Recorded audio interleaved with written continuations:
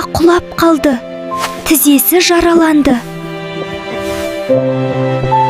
Ал қазір тізенің ішінде не болып жатқанын көрейік.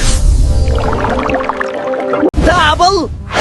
Дабыл! Ауырсыну бар! Жарақат алдық! Сабыр сақтаңдар. Барлық жүйе іске қосылсын. Қанды жіберіп жатырмын. Көмек келе жатыр. Тамыр зақымданды. Біз сыртқа шығып барамыз.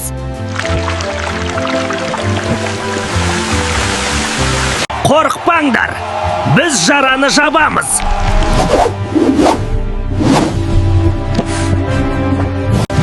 Микробтар өтпейді. Біз күзеттеміз.